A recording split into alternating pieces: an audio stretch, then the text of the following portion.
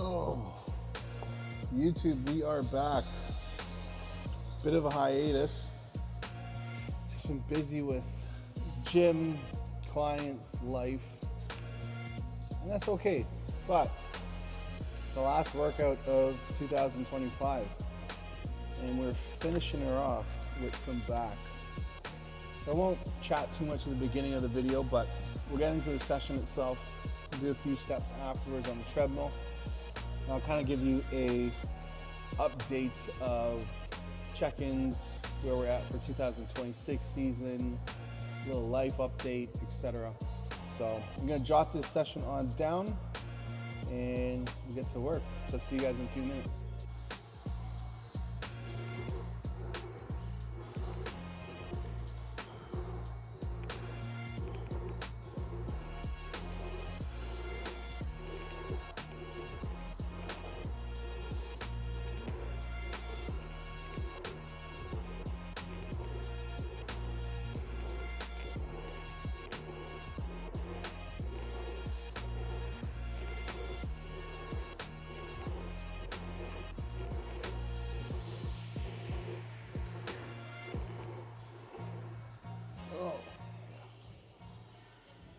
So warrant-wise, I always start with a little bit of abs.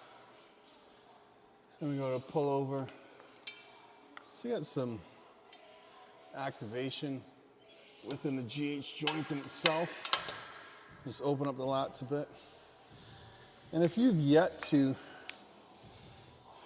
try these grips, can't remember the actual fucking terminology for them, but they're like form-fitting. I'll post a link or a screenshot of the product on Amazon. But really love these for lat pullovers. Just snug into the hand. Plus it comes with an extra long rope. So it's quite nice.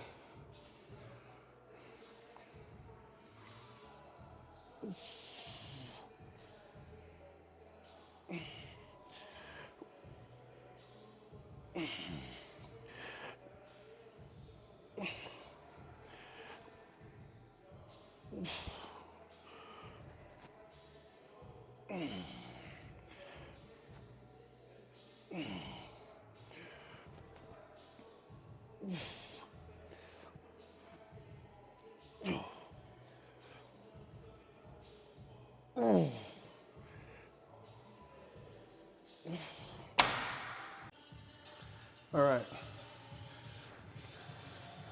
Last exercise of the primer work. Normally just one set per each movement.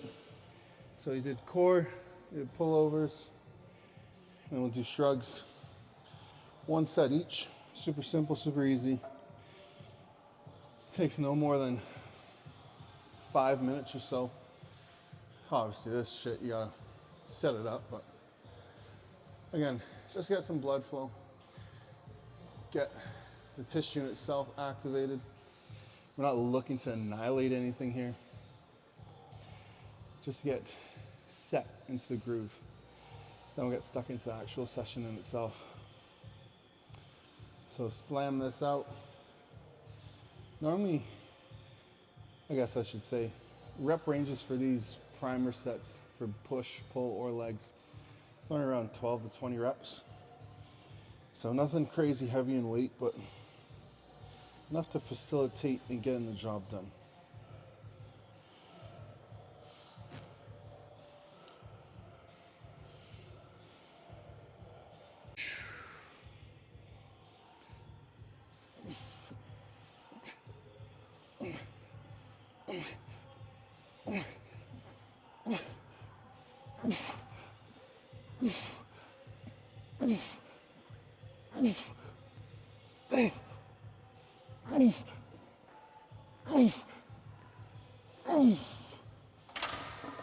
All right, we're gonna leave this shit here. So one more set of shrugs later on in the actual session in itself. All right, see me here. We got 2 sets of curls, dual arm.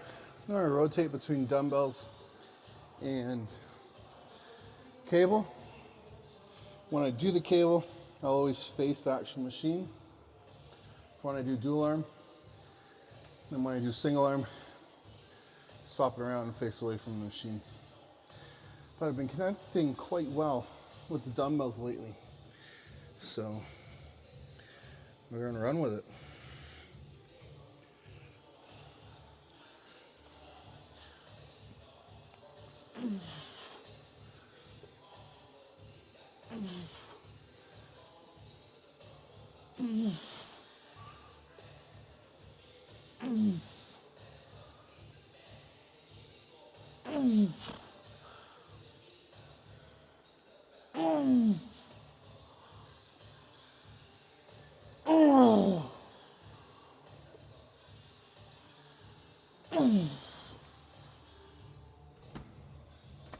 I'm gonna tuck into some upper back lat pull downs. And for me personally, I don't know if you guys can really see the level of this yet, but you'll see it when I do it. I do not go super wide with anything with guarding back in itself. I'm maybe just outside shoulder width apart, if that. And again, the main focal point here with this set is to target upper back. So we're thinking, obviously lats are gonna get activated, but mid-trap, rhomboid kind of area. Just building that density throughout the scapular region. Because there's nothing worse than having a nice shaped back, but no thickness to it. It's not what we're here for. So we got tucked into these suckers. 2 sets on everything.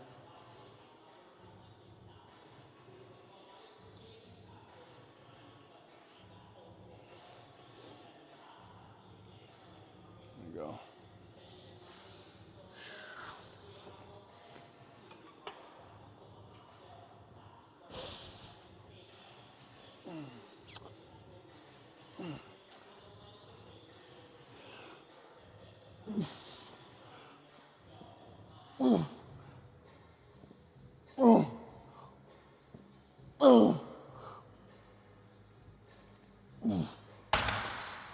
Nice.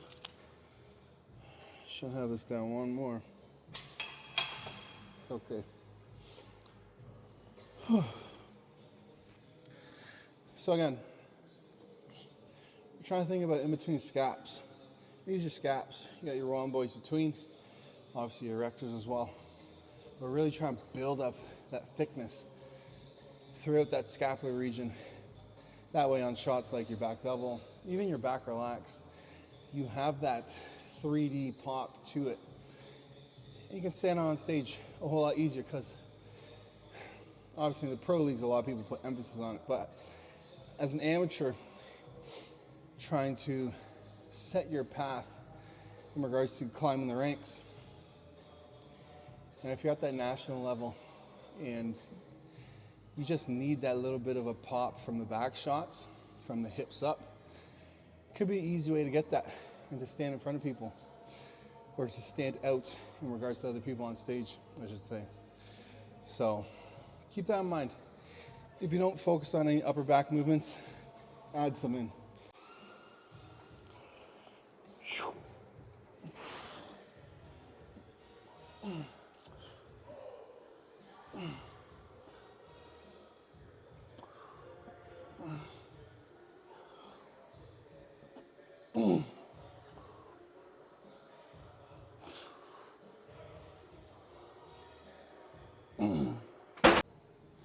All right, so our last actual back exercise in regards to lat activation, if you want to call it that.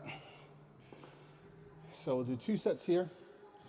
And after our second set, we're going to go back to that Smith machine and do 1 set of AMRAP shrugs.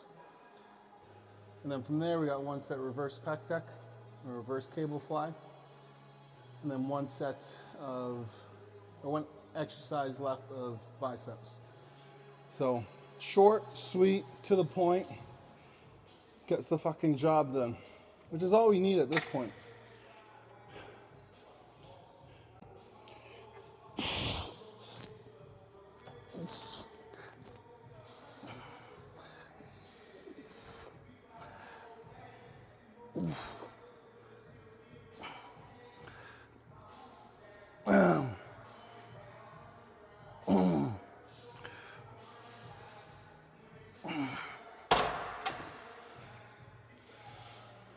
Serving 100 lives.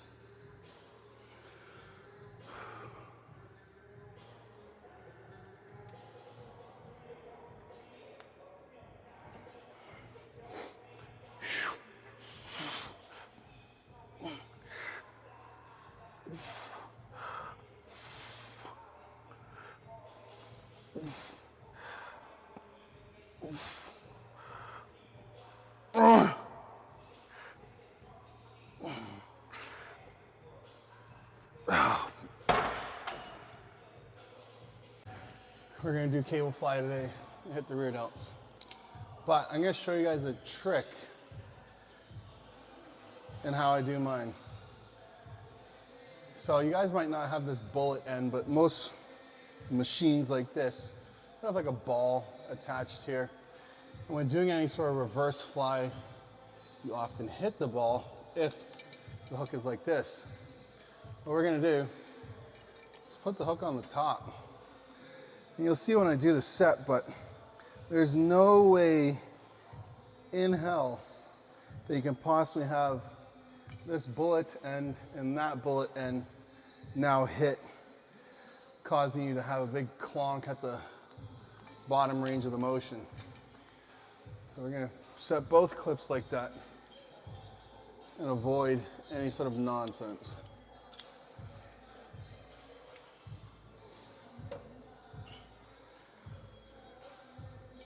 Just put it right above the top and get locked in.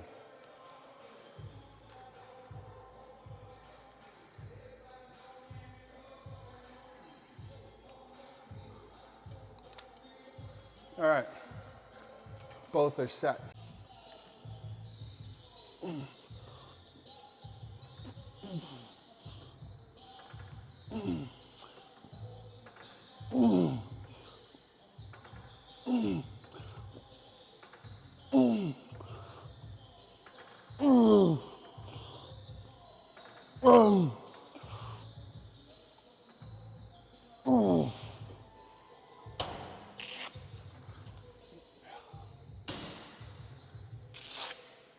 Simple and easy, no hitting, as opposed to if I had that hook at the bottom, you'd get that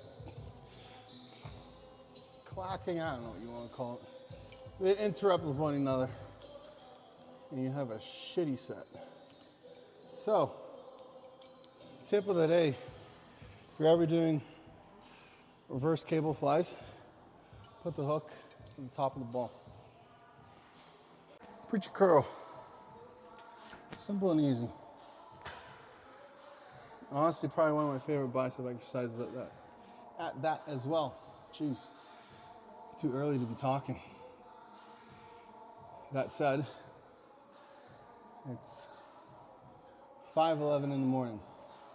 Start our session at 4:15 this morning, which is normal for me as I've been opening the gym up most of the days of the week. Excuse me. So I'll come in, train beforehand, open the gym, work for a few hours with client work, as well as at the gym at the front desk. Go home, do more client work, and I'll massage a couple of people throughout the day. I'd mentioned probably in one of the past YouTube videos that I retired from massaging, but I'd say I went from full-time work to like semi-part-time. Just doing like 3 or 4 clients a week that I like and I enjoy. Also just keeps me active, which is important for me because I got a little bit ADHD. So keeps my hands busy.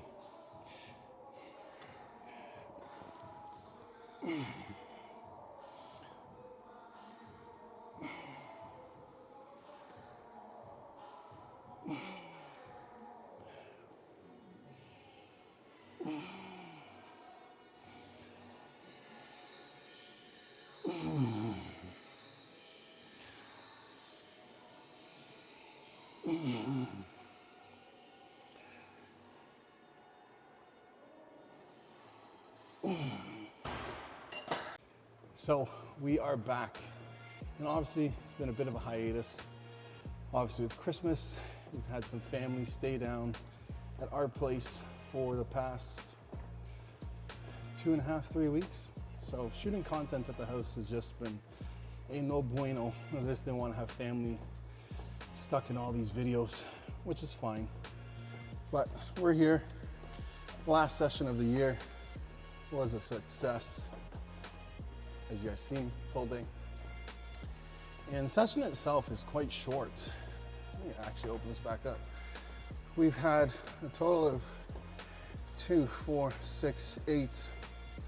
8 actual working sets for back today, with 1 set reverse pec deck.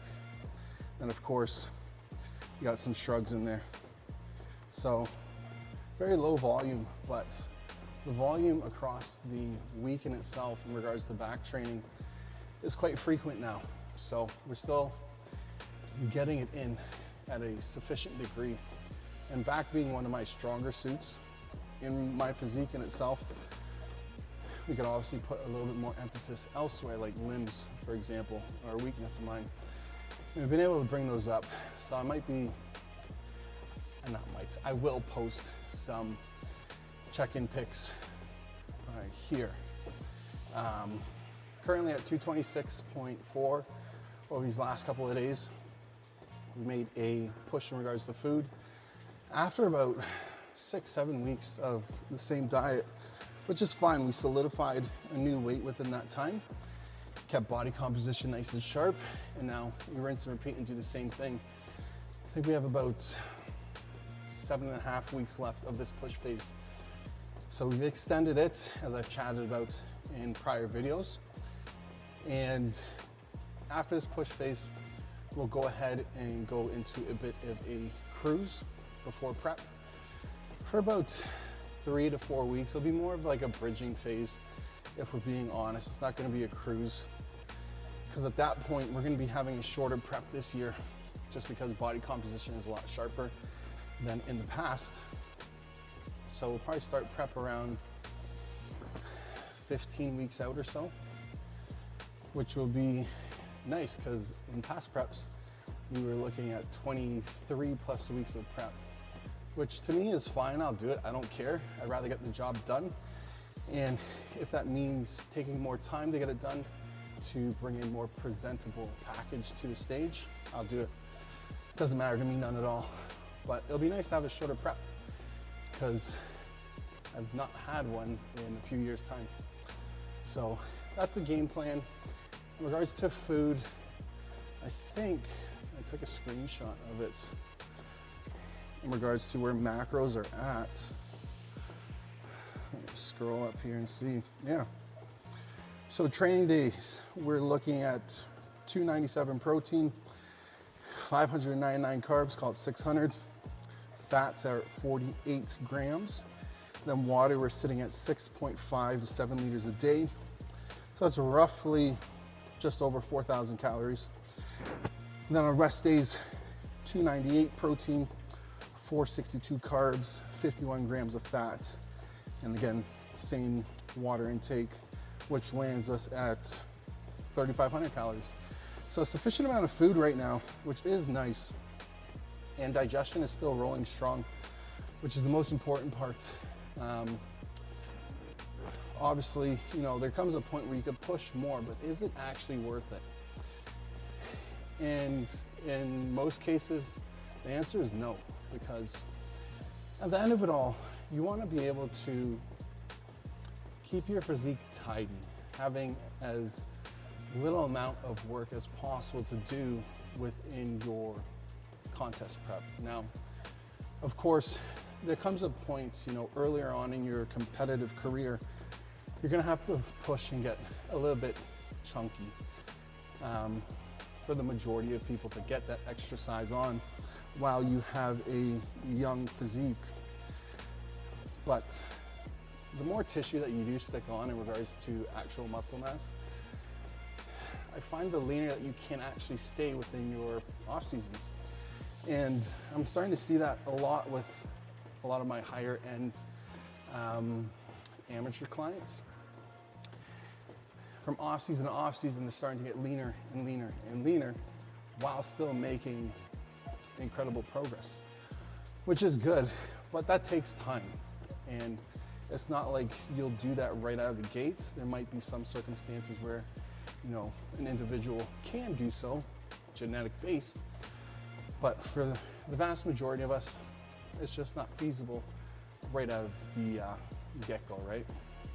So where I'm at currently with my physique, we've been able to do so, but definitely past off seasons have been on the chunkier side. So it's a fresh new experience for me, if I'm being honest. In regards to cycle in itself, we had to alter things slightly just due to the Mastron and Primo situation worldwide. Everybody knows about it, we don't even talk about it. So we actually kept the milligrams the exact same throughout the whole cycle. We're at the top end of our cycle now, but given the shortages, I've got a stockpile at home, but I don't want to burn through it. So we've had Mastron and Primo higher than our test levels, but considering everything that's going on, we brought that actual milligram dosage down and moved those milligrams from the Master Primo over to the test and brought the test up. So still the same milligrams. If I do calculations correctly, I'm not going to tell you guys exactly what I'm running, but milligram to milligram, what we are doing, add that, I think, there. So we're just above 2.5 grams per week, which is high, don't get me wrong. It's the highest I've ever been, but we've got blood work done beginning of the cycle, quarter of the way through, now about halfway through, and everything so far has been clean as a whistle. And even got on the phone with my sports doctor, and he was actually pretty shocked. So things are looking good, things are healthy, health supplement stack as well in play, and then of course we're running a couple little peptides as well. MATTY being the being the main one at the moment at 2 milligrams a day on training days, nothing on fasted, or nothing on rest days, I should say. So that's the entirety of what we have going on right now. And I guess competitive wise, show wise, we're looking at possibly 3 shows. We've mapped out Toronto, Chicago, Vancouver, and they're pretty much back-to-back weekends. I think Chicago and Van are 2 weeks apart, 3 weeks apart, but nothing too crazy in all honesty. So that's the game plan. Personal goal is to win Toronto Pro, and making that happen, I more than likely will not do the other 2 shows, if I'm being completely honest. Win one, take the next 2 off, just save my money and go to Olympia. That's always been my dream as a kid, to make it to Olympia, and from a financial standpoint, why waste the money on 2 other shows? If I had sponsors that paid for absolutely everything, food, travel, etc., like some of the top tier guys, by all means, you know, I would do it. It's a free show, free travel, but each show roughly runs you between Airbnbs, flights, food, Ubers if you don't have a rental car, or a rental car if you don't have your own car, or a family member, a friend to help drive you around. You know, so I would go about 4 or 5 days in advance just to settle in, because I don't like feeling out of place when traveling. So you're roughly looking at $1,500 to $2,300 per show, right? Like it does add up. So win one, null the other 2, save the money, hit the O is going to be the game plan for 2026 season. So we'll see how she pans out. I'm going to do everything in my possible capabilities to make that happen. So I'll stop ranting though. We will finish up these steps another 2-3 minutes, and then I hit the gas station, go home, eat, and that's about it. Some client work, some onboarding of some new clients.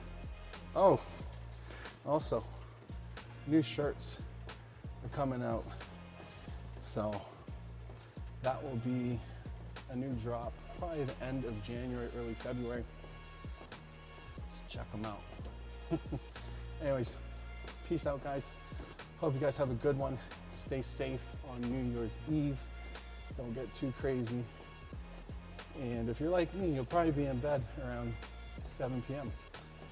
I might wake up at 12-ish beforehand just to say Happy New Year's. My wife will be asleep anyways too, so we'll soon find out and see how the night pans out. But I hope you guys take care, enjoy, crack after it, and get to 2026 with a driven mindset. Peace out.